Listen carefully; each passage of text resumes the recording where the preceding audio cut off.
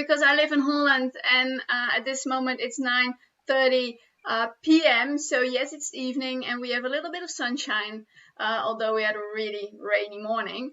But tonight I have a really cool, very special guest in the show, and we have an interview with our snow planner, Doug. And Doug is just an amazing person. He has so much experience in snow sports, but not the usual skiing, snowboarding, touring you would expect. So I'm not going to talk too much about it. He can talk himself about all the amazing trips he did and is doing, and everything else in his life, what he's about. So let's introduce him to you all. Hello, how's it going? This is Doug Stoup live from Lake Tahoe, California, and it's a pleasure to be here with Geertsen and Snow Planners. Thank you. I'm so excited to have you in the show, and I'm so excited to hear your story. And to you, like I said to the viewers, I have to say good morning, because what time is it at your place? It's only about 10:30 in the morning, so it's not that bad. I've been up for about 4 or 5 hours. So. Okay, that was early. Yeah. So thank you for making the time for this interview, because you have the day ahead. It's evening where we are. So let's start. I have a bunch of questions, really nice questions, and I know you really like to talk about your passion too. So do I. So let's get started with it. One of the first questions I almost asked to my persons I'm interviewing is, at what time did you get involved with skiing or snowboarding? How old were you? I grew up in Pennsylvania, which is on the east coast of United States. I was born in Germany, but I quickly moved to the States and grew up there. And there was about a 200-meter hill called Ski Round Top in central Pennsylvania that I learned to ski when I was about 6.5, 7 years old. And I remember my first pair of head Wahoo skis, and skied for several years. And I also worked at a ski shop. And then a few years later, snowboarding established itself with the Sims and the Burtons, and I quickly moved into snowboarding and pretty much snowboarded for almost 25 years of my life, and was strictly got into more of the mountaineering and snowboard mountaineering, and going up to Alaska and pioneering stuff in the early 90s with Doug Coombs, and really it was cowboy back then. I would spend about a month. Sometimes I would even live in a snow cave and wait for the helicopters to start rotating and then pop out. And so I'd do that for about a month, and then I'd move over to Chamonix, and sort of the birthplace of ski mountaineering and snowboard mountaineering, and try to learn as much as I could with my guides, and really saw what it was all about not only the backcountry, but and back then they didn't really have split boards, so it was more about snowboard mountaineering, where we're using ice axes and snowboards on the back. And so moved into that for almost 25, 30 years. And I moved to Lake Tahoe almost 21 years ago, and I pivot to skiing. I started skiing at a place called Squaw Valley, which the Olympics were in 1960. And I couldn't keep up with a lot of my friends on a snowboard. So I tried skiing, and I still snowboard every once in a while, but pretty much skiing took on, sort of that pivot where the skis started doing shape skis and stuff like that. So it made skiing a lot of fun back then. And I've really never looked back. And I do mostly backcountry skiing, but I love snowboarding too. And some of my more adventurous mountain ascents and descents have been on a snowboard. For instance, in 1999, I went to Antarctica and completed the first ski and snowboard descent of the highest peak in Antarctica, called the Vincent Massif, and I was on a snowboard.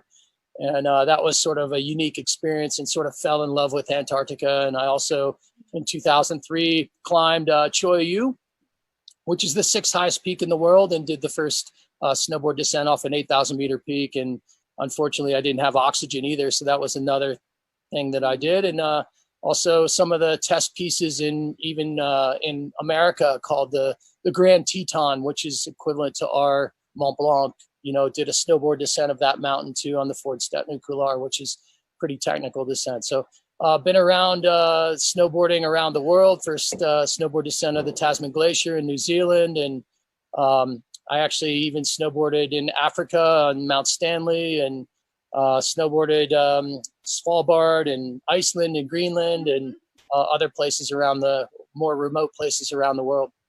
Yeah, wow. Cool. Already, we're just getting started. And you're starting with so many nice stories, places you've been, and first descents. That's really cool. Do some of the peaks you skied down as a first descent, are there some of them that you are still the only snowboarder, or have been more people coming? No, most of the places. I mean, there's been other people that have. I think the allure of skiing and snowboarding on big peaks around the world, and even smaller ones, has definitely grown. I think when I was doing it, it was more of a ski bum type of thing in the backcountry where we couldn't afford a lift ticket, or we just wanted to try to just sort of get away. And now it's more of an affluent type of skier or snowboarder that really wants the athletic pursuit. I mean, it's a little different in Europe than it is over here in the States, because I think people have been doing it for years and years, all their life, because that's how they used for transportation, or how they went to school or whatever. So it wasn't so common here in the States. I think it's growing quite a bit as far as the backcountry world. And I think that's one of the biggest parts of the industry that's actually growing. I think the boots have become more of a hybrid type of thing with a walking mode and Vibram soles, and they're actually coming with really stiff flexes. So I'm seeing a lot of that hybrid type of thing where the skis can be used for the backcountry or used for the resort as well.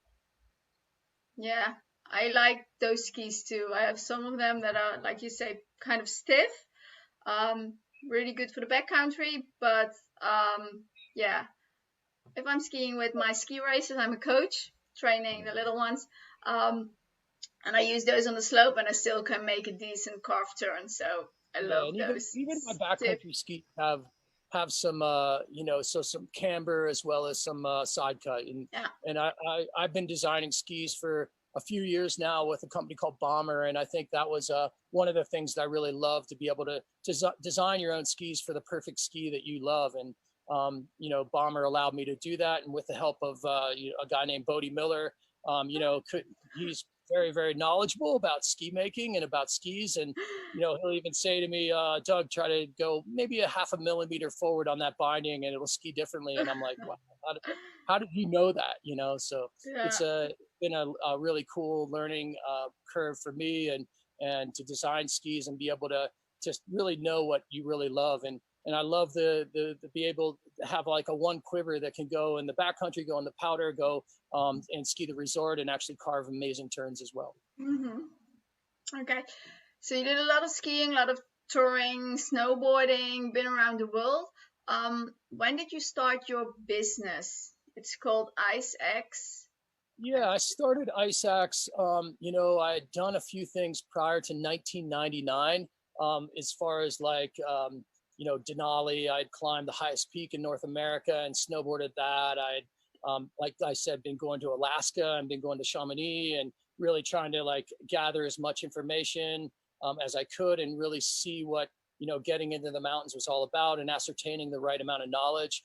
I did go to take some courses in American Mountain Guide Association and got my ski guiding. And so I started doing some education to try to be very competent in the mountains. And I'm never say that everything, because I'm constantly learning, whether you're taking new avalanche courses or backcountry skills. So it's a constant learning curve. But 1999, I had a dream to go ski and snowboard the highest peak of Antarctica, and it's a little over 4,800 meters, or 16,077 feet. So that was the dream. It hadn't been skied and snowboarded before.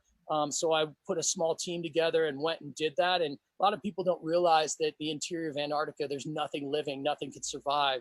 But as soon as I landed on that ice runway from from Punta Arenas, Chile, landed on an ice runway, and then walked maybe 100 meters to a tent city that a chef was cooking strawberries and crepes. And I was like, where am I? And then we went and had a successful climb and beautiful snowboard and ski descent of the highest peak. And the interior of Antarctica only gets about 12 inches, but we had a 36 centimeter storm when we were at Camp 2. So we had atypical conditions and a beautiful snowboard and ski descent, and really had great time. We got stuck and climbed and skied all kinds of stuff for 2 or 3 weeks while we were there.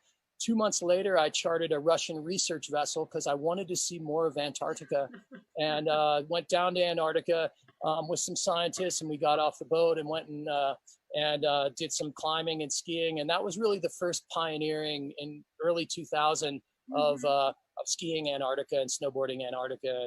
And at that time, I wanted to dream big, and I dreamt about bringing 100 of my best friends and to Antarctica, and now I do that almost every year. So it's been sort of one of those dreams. You plant the seed and watch it grow, and it's an amazing place to go. The mountains aren't real big, although there is a 3,000 meter peak in the Antarctic Peninsula, but most of our ascents are 200 to 500 meters, and it's fantastic touring. And what I do love is just skiing down to penguins and seals and whales, and that's the highlight. I look on the planet for really remote places that you're skiing to wildlife. And that's what one of the things I really strive for, and wherever that is on the planet. Would you say Antarctica is your #1 destination, your favorite?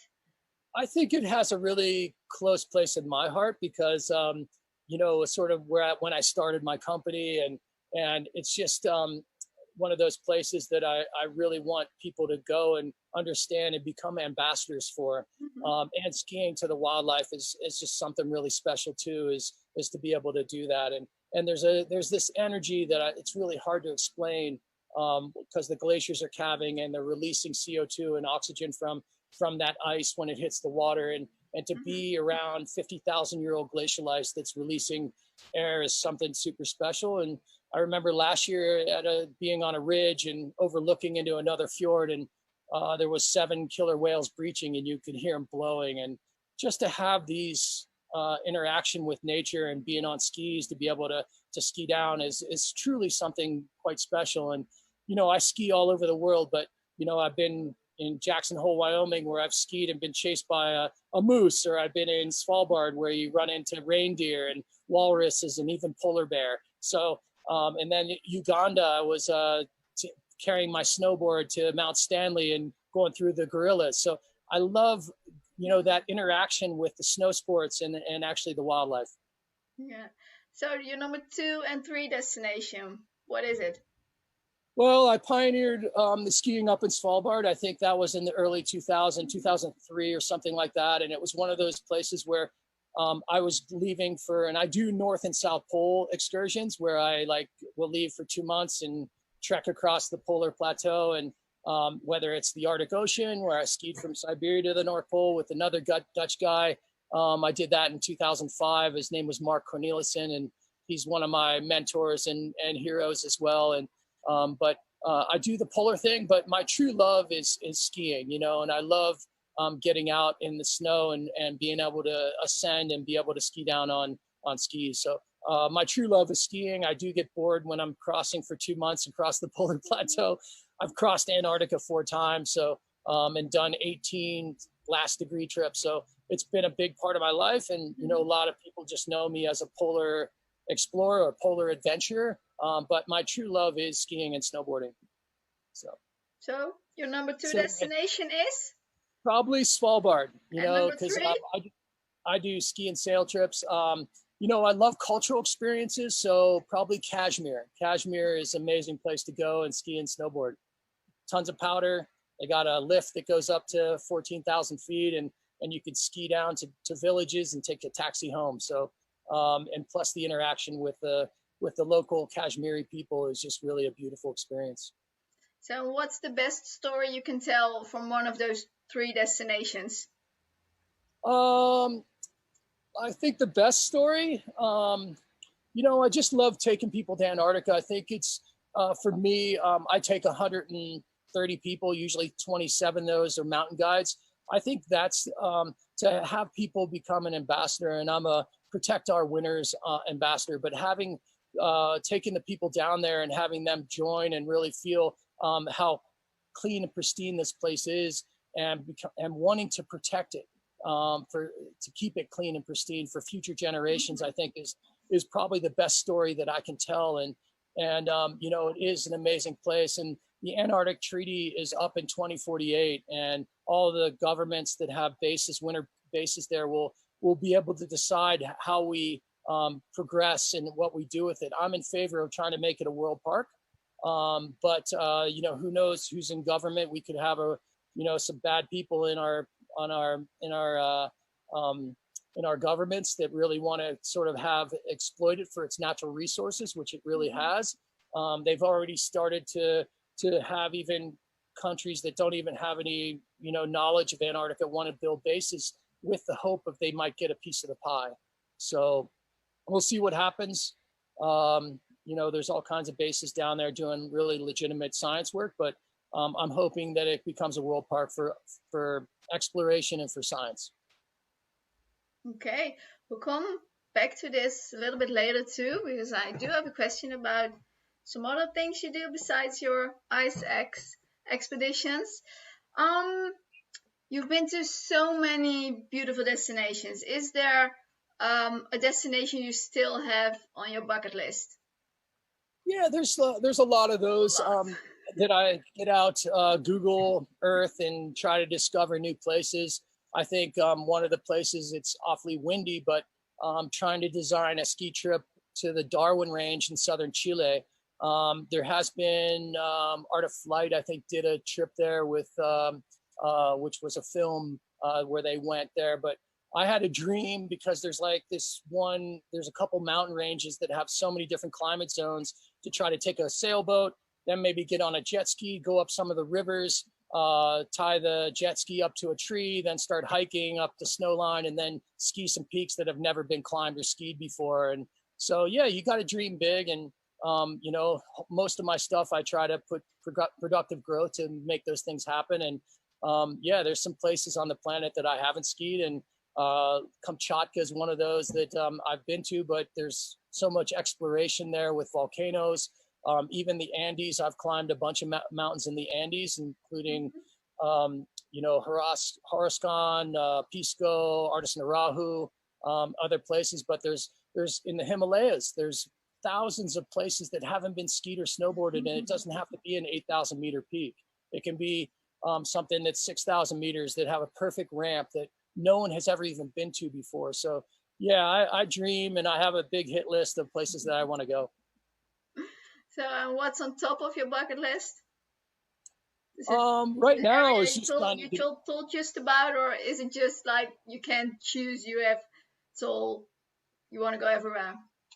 Yeah, I think I think you get some people interested and they want to go and do it. I'm usually a guide on a lot of these trips, so to go there, I don't do a lot of things on my own where I just say, okay, I want to go there.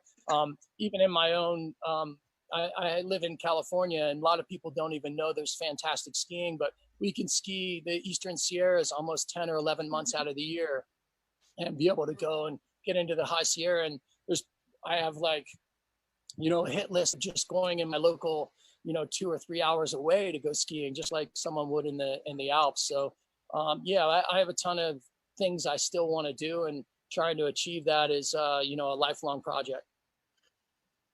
Sounds like a cool project to me. To all the viewers, if you have any questions for Doug, I'm trying to keep up with the Facebook comments and the Instagram comments. So if you have any questions, just drop them in the comments, and we'll try to answer them for you. To get back to my list, you do offer a lot of trips with your company, IceX Expeditions. From all these trips you are offering, what is your favorite? It has to be the Peninsula trip, and it goes back to that camaraderie and the friendships that you make with that 100 other people. And that's really remarkable for me to be able to do that. And every year you have 100 new friends and new places to go and ideas and a bunch of couches to sleep on and other places around the world. So that's helped me in my in being in the ski industry, to be able to take not only rock stars, but somebody that's just starting to ski tour. So I've taken 8-year-olds all the way up to 80-year-olds. So that's really remarkable to me, and having new friends every year. that you meet and that have like-mindedness. And you sure have met a bunch of people in the ski industry, snow sports industry. Is there a person that has changed your life, been so influencing for you? Yeah, I mean, I read all the books, Reinhold Messner, but in the ski world, I've always looked at Alberto Tomba and Bodie Millers and those people of the ski racing world and how they have to live at the next level, which next level meaning to be in the flow state, to be able to accomplish things. And I love pushing the limits of human endurance. And I think that's something that I can relate to. Whether it's skiing to the South Pole or whether it's climbing a peak and trying to just ascend in my own backyard. I think having that ability and that mindset to really to operate on that type of level is not always easy to do. And I think focus and being in that flow state is something that I read books all the time of the turn of the century explorers, whether it's Shackleton, or the modern day people like Stephen Kotler, who actually writes books about flow state, so and really trying to push the limits of human endurance. So some of the first people that really introduced me to ski mountaineering and snowboard mountaineering, Alex Lowe, who's not with us anymore, even people like Mark Cornelissen, who was one of my mentors growing up in early 30s and 40s of doing polar stuff. And I met him.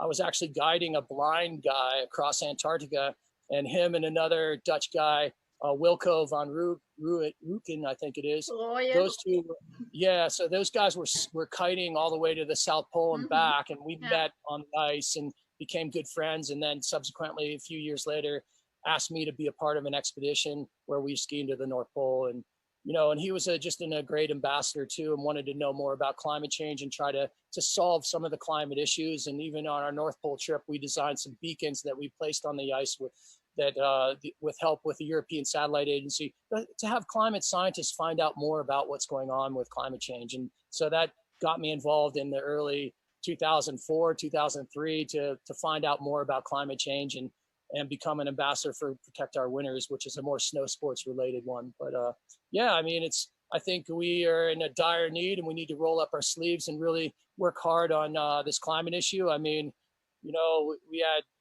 it's visible. The glaciers are recessing, and spring is coming earlier. So let's all do something about it. Yeah. What are things we can do about it? Well, it's beyond the idea of recycle, renew, reuse, and that messaging has always been there. But I think call your or notify, email some of your politicians. I think European has been far more forward thinking and really about the Paris climate change and really doing what we can, whether you're going electric and doing stuff in your own home, human powered existence. And, the Dutch have always been bicyclists and skaters and that kind of thing. So I don't have to convince all the people that are watching this to do the right things. I think we're all on this planet trying to do the right thing. I mean, for me, people could say, hey, you're traveling all the way across the carbon footprint that you do, but my company's part of 1% of the planet, and I love exploring the outdoors and going to remote places. So I try to counterbalance that and give to 1% of the planet, and also be an ambassador and try to talk to people about that and educate them. But anybody here can join Protect Our Winters and learn more about how to vote and how to and some of the climate issues in your area, whether that's the country of Holland or even the United States or Germany or wherever that might be. So get online and you can learn more about how to help. Yeah, we will share the URL in the comments so people can check it. Protect Our Winters. So yeah, I really like the initiative. So we're gonna share it and see how many people gonna hit the link.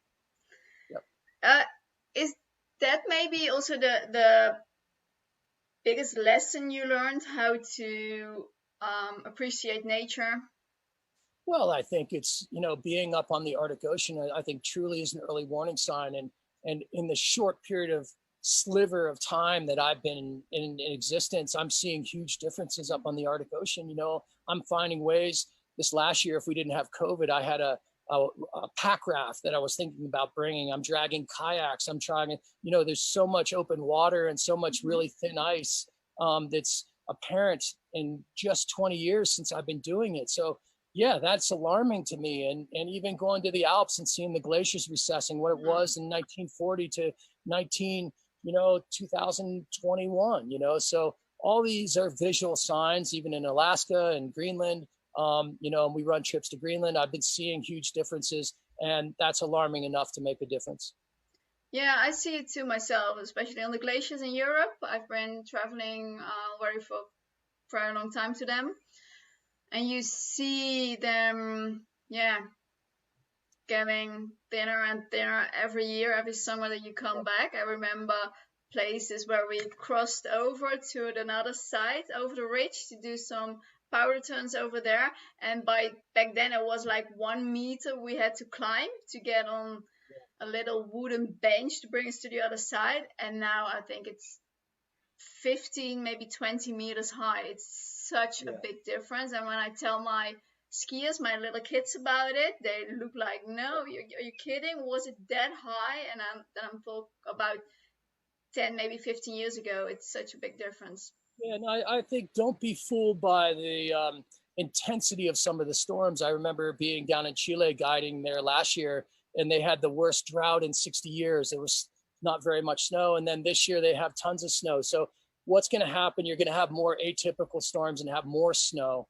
Even in Antarctica, when I first did that 20 years ago, that was an anomaly to get 36 centimeters of snow when you get 12 inches a year. So as I'm going through all these different places around the planet, you're seeing differences that are happening in the short period of time that I've been here. What do you see business-wise as your biggest achievement? I think it goes back to, taking people to Antarctica and have them become ambassadors. I'm not the best athlete. I'm not the smartest guy in the room, but, I do like to get out and have fun. I love nature, and trying to design trips that people really want to go on and to remote places, whether it's a ski and sail to northern Norway and Lingen Alps, and trying to pivot and move up into Finnmark and some of these other areas where there's not a lot of people, or doing trips into the northwest fjords of Iceland off sailboats, or Greenland.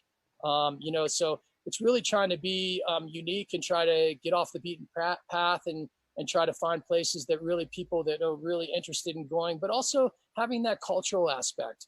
I lead trips to Morocco to go ski the Atlas Mountains, and that's sort of unusual. A lot of people don't even think you can ski Africa, but plus you're hanging out in these Bedouin villages and having this amazing cultural experience while you're going skiing. So, and that happens in Kashmir too. We go fly into Delhi and then Srinagar and then up to Gulmarg, and the international crowd that you're hanging out with is very like-minded. And then just to run into the Kashmiri ski guides that we've been working with to try to train, so they have snow science and snow sense to be able to mitigate avalanches, and trying to help them out and make it a sustainable business is really just truly remarkable. And I pinch myself every day because you create a business that you love doing, not only, and also at the end of the day, a lot of people say, hey, that was the best day of my life. So if you can create a job where you're doing that and people are saying that at the end of the day, then that's pretty fun.